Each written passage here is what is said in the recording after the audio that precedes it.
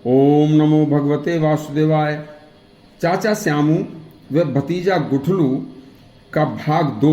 आज जो दूसरा किस्सा है इसमें गुठलू की बारात जाने की तैयारी सुनिए और गुठलू चाचा श्यामू के साथ रहने के लिए क्या क्या शर्तें रखता है वह भी सुनिए। बहुत ही मनोरंजक किस्सा है।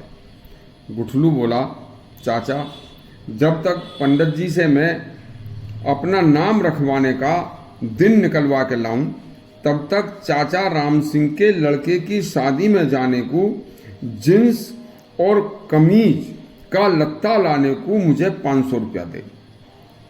पैंट लगती है, मैं 65 लत्ता ला के रामपाल दर्जी पे जींस और कमीज अपने नापे की सिलवाऊंगा। श्यामू बोला, अरे पागल, जींस तो सिली सिलाई आती हैं। गुठलू बोला, मुझे नहीं लेनी सिली सिलाई, क्योंकि कोई छोटी बैठे, कोई ऊंची रहे, कोई नीची रहे। और फिर सुन, मैं तो अपने नापे की सिलवाऊंगा। सिमी सिमाई तो मंगेनू सी लगे। और देख, रोज रोज तो मांगू ना हूं चाचा। आज मुझे 60 रुपया तो दे पौवा को, 20 रुपया दे सिगरेट को, और जब मैं बारात में जाऊंगा तो बारात में पान तो वहां मिलेगा ही। बारात में पौवा पी के जैसे सब नाचे हैं, मैं भी पी के ऐसे ही नाचूंगा। देख, जानो वो जरूर है बस, क्योंकि राम सिंह चाचा न्यों कह रहे हैं कि गुठलू तू ही चलिए, तू बहुत दिन से काई बारात में गयो भी ना है, न तेने दावत भी बहुत दिन से ना खाई है।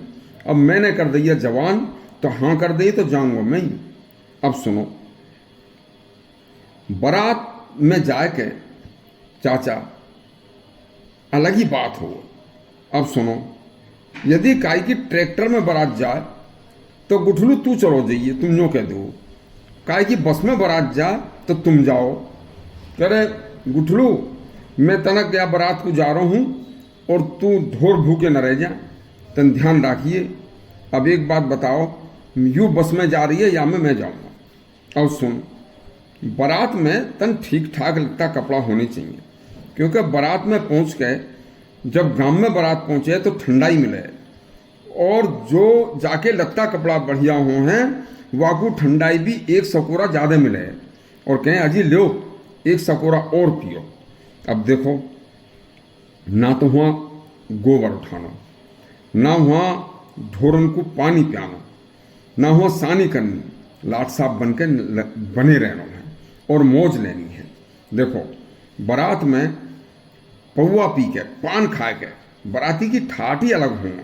चाचा बोलो, अरे पागल, तो पे नाचनो आवे? देख चाचा, मुँह पे आवे सब, मैं कोई पागल ना हूँ। पड़े हुए को भी उनके भी मैं कान काटूँ। देख, पर तू सु पान ना बसावे। मैं दर्जी सु आज पहले ही कह आया हूँ कि जींस में मेरी में नाड़ो छोटो गिरिए, क्योंकि तेने मेरे नेकर में नाड़ो बहुत बड़ो गिर दियो जो नीचे लटको रहे। देख, कभी, अब तू एक बात सुन, कभी कभार जब आगे की कोई ऐसी बात ना आवे तो मैं तुझसे कुछ ना। अब तू जब मेरी बात माना ही नहीं है तो अगली सुन, मेरो ब्याह भी करवा। चाचा बोला, कभी तू ब्याह लायक नहीं है। अरे नहीं, ब्याह लायक तो मैं हूं, तू करवा तो सही बस। और बस अब मैं क्या बताऊं।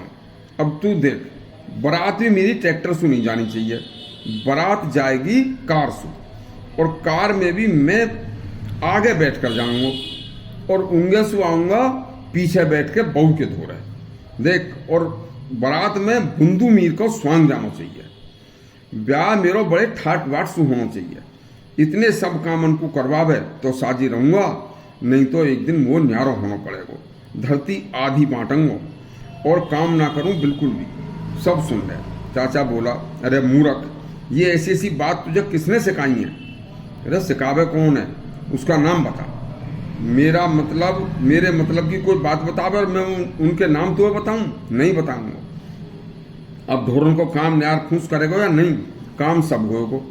बाकी हिसाब लगा ले, सगरे काम करने पड़ेंगे। 500 रुपया लत्तान को चाहिए, 60 रुपया पौवा को, 20 रुपया सिगरेट को, और बस इतने सब बातन को माने और फिर मेरी शादी कर।